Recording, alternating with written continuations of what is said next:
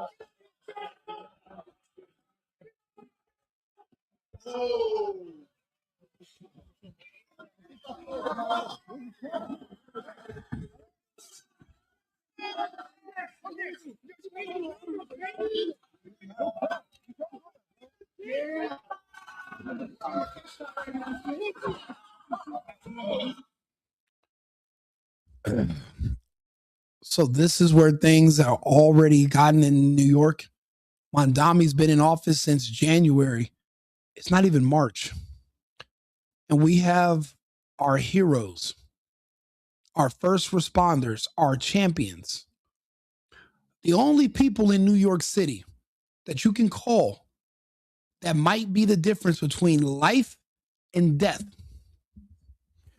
It's funny, you got these people in the crowd walking behind a bunch of black people who are throwing snowballs at the police.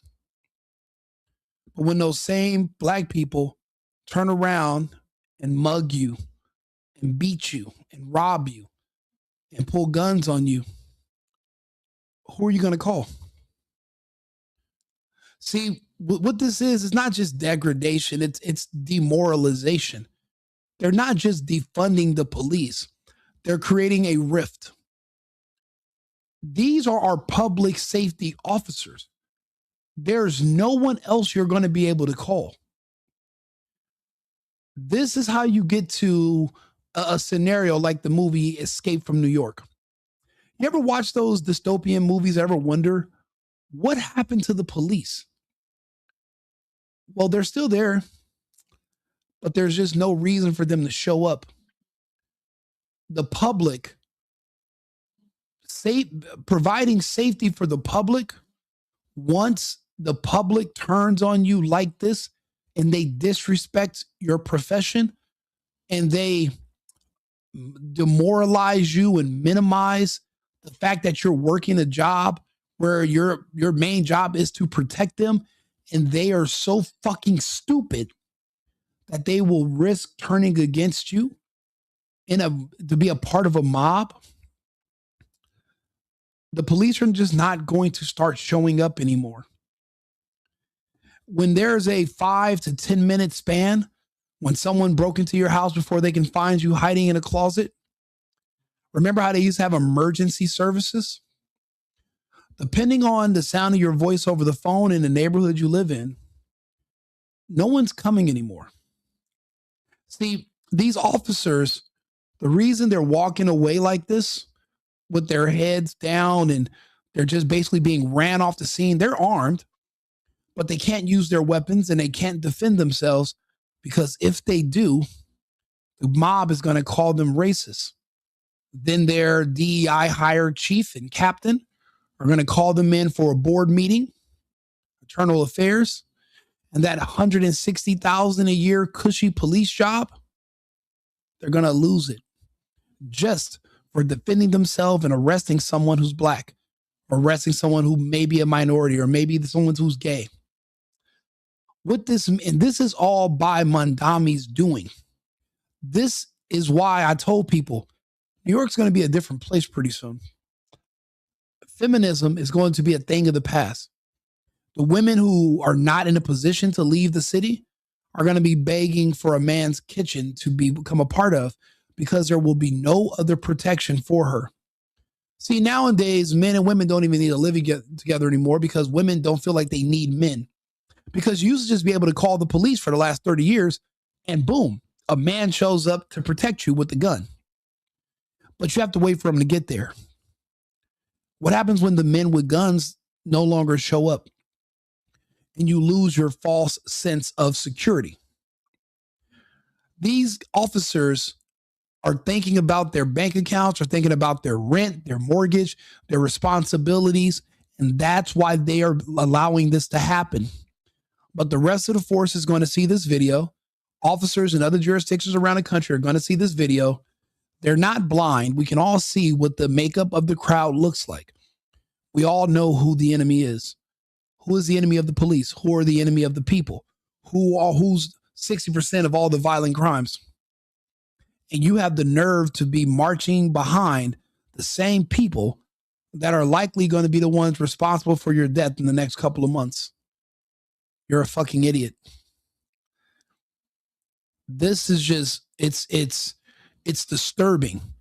You know, I'll be honest, I wasn't always pro-police. I wasn't always pro-American. But I remember back when the BLM, they had their George Floyd riot, and it marched in front of my expensive penthouse loft in downtown LA. And here I am, I call myself walking out and wanting to join in the march. But it was a bunch of gays, a bunch of blacks, and people who don't live in my neighborhood in downtown. And I remember them, they had a sign that said, "Eat the rich." And then I seen someone with a car that was a smaller version of mine, and they chased it because they wanted to destroy the windows and burn the car. And they were saying that guy who drives that car is rich. But I live in the big expensive high rise right here. I'm the one with the cars. And wait, am I the rich? It was never about public safety. It was never about George Floyd. This was just another excuse to go after people that you're jealous of and that you envy. So we were all misled and misguided. I've since course corrected, but a lot of other people still held out faith. And I remember every chance people got, they would break into the shops of friends of mine that were closed due to the lockdown, and they would just set them on fire and steal a bunch of stuff. And they would laugh because they took joy in knowing that the people who once owned these businesses lost everything, and now we're just poor, pathetic pieces of shit just like them. That's where that equity comes in. They wanted everyone to be equally poor and equally pathetic just like them. See, a lot of us who come to the United States, we understand what freedom is. So we feel we have a responsibility to our family, so we want to work. We look at this country differently than others. We want to be independent. We want to be productive. We want to work harder or smarter than others. But there are those who, they envy you and they make up a million excuses for why they're not doing anything. But all they know is that they want to see you lose it all. And they hope you get killed, and anything they can do because they have a complex about themselves. They see you, then they go look in the mirror and they swear that you're doing something to them, or it's because of you or people like you that they don't have anything. You're hoarding the wealth. You're a part of this percentage or that. It's just excuses. They want to get rid of the police so that there's no one there to protect you. Who are you? Well, you're the people they consider the rich. You're the people that have material items that they envy and are jealous of. You're the reason why they're wondering why you have things that they don't. And this is a good way for them to have access to you and your children, is by getting rid of the one line of defense that you might have in these cities. This is disturbing.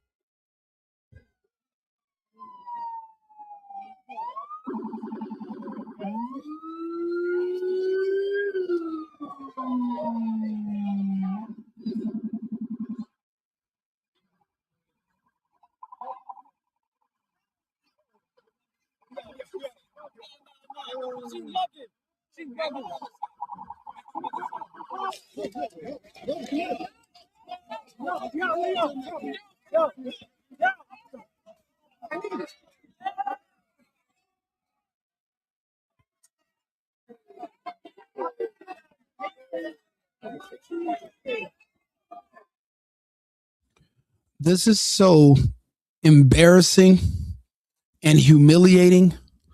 But for who? For the city, or more so for the police? But the people should be ashamed and embarrassed.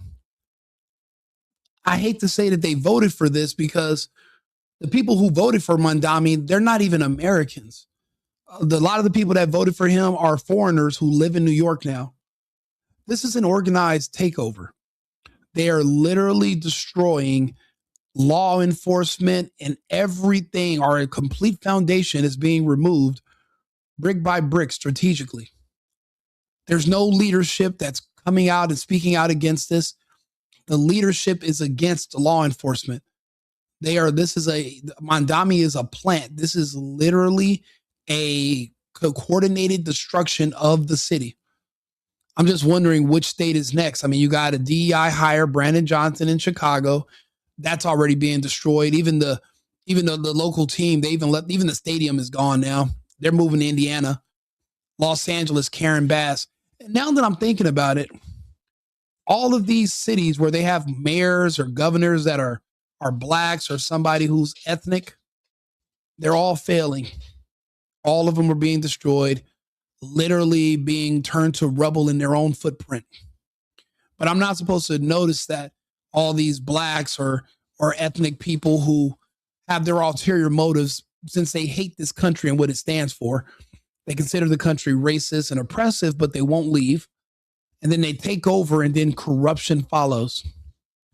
Now we have an open communist now in charge of running the city, and they're allowing criminals to embarrass and humiliate our champions. The only line of defense the people in the city have against criminals. They're letting them become humiliated and discouraged, and to the point where the cops are probably going to laugh amongst themselves when those citizens are getting killed at night. They're not going to be in any hurry to show up to save anybody. You know, once upon a time when the police heard gunshots, they would run towards them. Now, if I was in New York City, I wouldn't even be mad if I saw the police walk the other way and then let the situation sort itself out. And then they show up when it's all safe and all clear. That way, they're not risking their life and they're not risking their job, because what if the person who's doing all the shooting is black? You're not allowed to arrest blacks anymore. You're not allowed to handcuff them. You're not allowed to even question them. This is all set up by design. They've weaponized the black community. They've weaponized the word racism, and it means nothing. Everything is just to mentally disarm you so that you are vulnerable, so that you can be the next victim. I just can't believe that people are allowed now to openly go after and attack the police and embarrass them like that. And they want to keep their good jobs so they can do nothing about it. You know, the good cops left back during the mandate, the vaccine mandates. A lot of the conservative cops, the patriots, the white ones, they were like, my Constitution protects my bodily autonomy. I'm not letting you inject me with some bullshit. But you know what cops took the injections and stayed? The corrupt ones who just wanted the money, the bad cops. The cops who are right now being embarrassed and they're empathetic to the people who are embarrassing them. They're empathetic to the criminals. We're losing our cities. We're losing our country. And unfortunately, we only have one Trump in office. We need more. You know, for someone like me to have to get online and make videos like this where I have to defend the police, me, it seems like I'm going to have to also defend the country because everyone's going to be too timid and too afraid of getting canceled or getting shamed to do it. Someone has to step up. And yes, the private sector, I love my private life. But how much, it won't be soon before long before the rest of what's happening in the country spills over into my world. And now my private life is being affected by the fact that I did not act sooner to try to save and then try to keep together the last that we have here in this country. We're just losing everything and we're burying our heads in the sand and we're just letting it be taken away from us bit by bit. We have to do something. Yes, it's in another city, but tomorrow it's in your city. And then when someone's breaking into your house, who are you going to call? We need our champions. Those are our warriors. Those are our heroes. And we're allowing a mob of criminals to disrespect them. And they have a piece of shit new mayor who's not even a leader to come out and denounce this and call for these people to be tracked and arrested. That was way more violent than January 6th was. But they're allowed to go out there and humiliate the NYPD. We're going to have to do more. We're going to have to get more involved. We can't just leave it up to the criminals and the police and we just sit on the sideline. We're going to have to pick sides. I don't know where else we're going to go if we lose the United States. A lot of us were lucky. We had the U.S. to come to when our countries fell. If we let the United States fall, where do we go? Am I going to let a bunch of blacks and gays burn down the greatest country on earth and I just stand by on the sideline because I care about what a bunch of fucking criminals think about me? No, I don't. Yeah, for now we talk, we discuss, and we try to figure out ways to mitigate the damage. But we're going to eventually have to get more involved, all of us. The blacks and gays are now running for student boards and all these different positions in local governments. People are running for president of school boards. They don't even have kids, but they're there to indoctrinate and pervert your kids. And the rest of us are just living our regular lives. We're going to work and paying bills, thinking that we're in Kansas still. Because we have a mental normalcy bias. We don't realize that everything's changed around us. And it's changing faster than we can keep up with. I wish that just sitting on the internet was enough to keep you informed. But I make videos every single day and I'm still having to catch up because there's so much happening all at once. I don't have time to even watch movies anymore or watch TV shows where I can just blank out. There's too much happening too fast and you don't want to be caught with your pants around your ankles and you're in a bad situation. You're going to need to know how to move when you have to, where not to go. First things first, though, we need our law enforcement the same way we need our military. We can't allow this to keep happening. This is, yes, you want to say New York did this to himself, but we have to learn from their mistakes. We were going to have to get more involved. This is just, it's heartbreaking to see what those police officers are going through, but that just shows you how bad things are that I have to come out and defend the police, me of all people. We're going to have to do more. We're going to have to get more involved.